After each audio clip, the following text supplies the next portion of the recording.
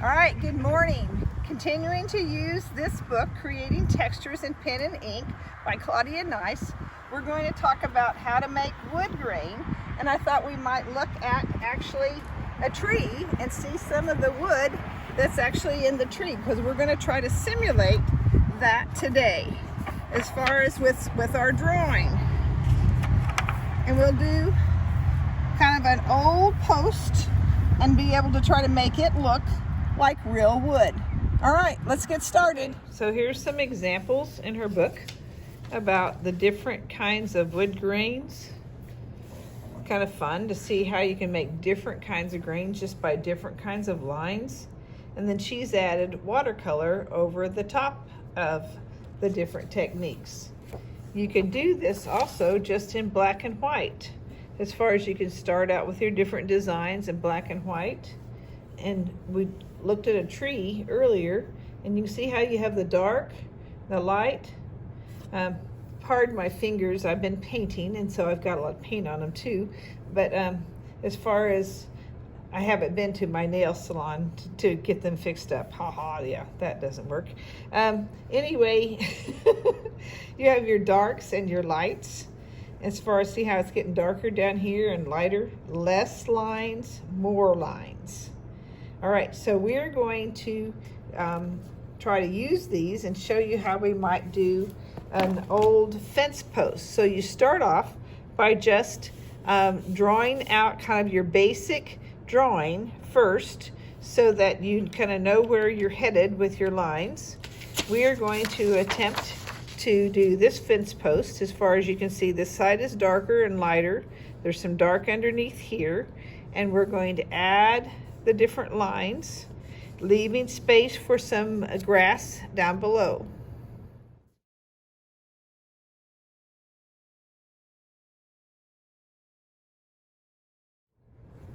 Okay, so when you're leaving space for your grass, you can put your grass here and just start off, but stop when you want a grass to go behind the other grass.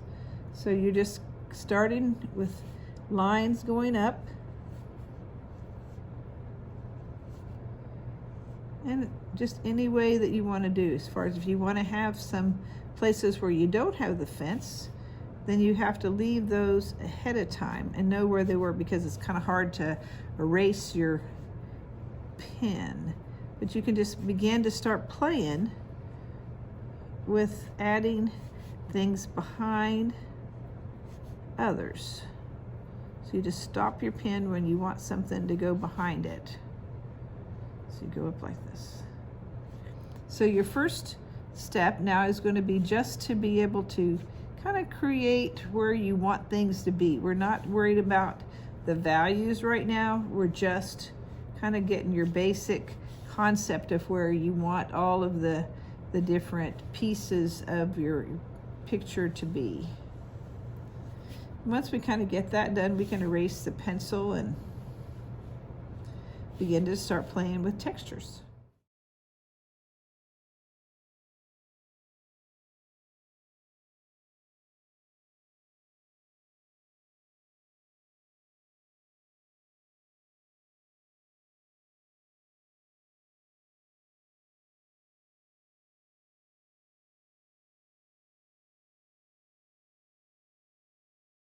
So you can just kind of relax as you start adding the details, figure out where your darks and lights are coming from.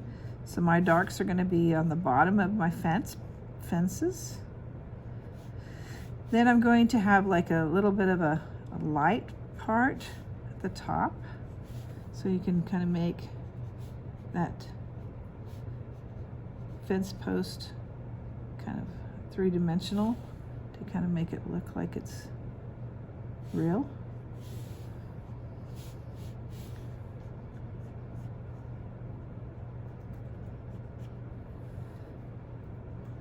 And one of the cool things about drawing old wood is really there's not any way you can mess it up, because I mean it's just old wood. So you can just kind of make your lines be kind of squiggly if you want to, wavy. You can add some grain.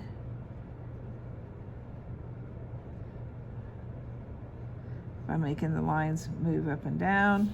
Just wherever it's going to be like a little darker, then you can add some more lines over the top of it.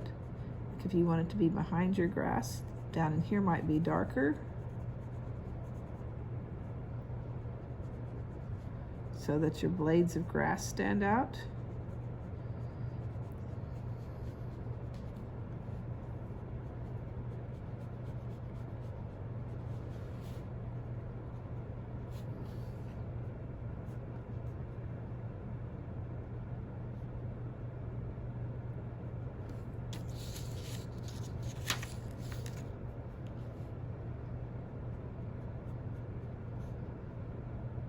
And again, it's not a fast art form. It's just, you just nice and slow, work a little at a time, adding your different ink things. You can add stippling if you want. If there's a place where it just needs to be a little bit darker, you can add some dots. It doesn't always have to be straight lines.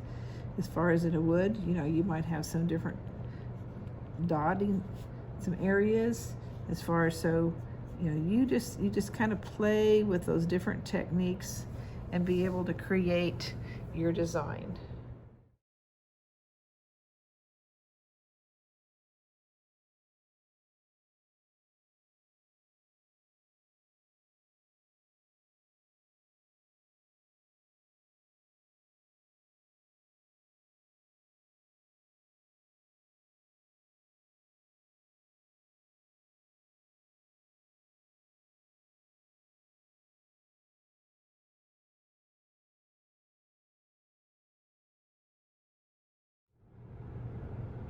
All right, so there's really no right and wrong. You could, you know, take longer to do the background behind it, but what makes the fence stand out is that the background is a little darker. You could add color. This is just kind of a practice in using some of those different pen and ink techniques. Have fun with it. Have a wonderful weekend. I'll see you again next week. Don't forget to wash your hands. Bye-bye for now.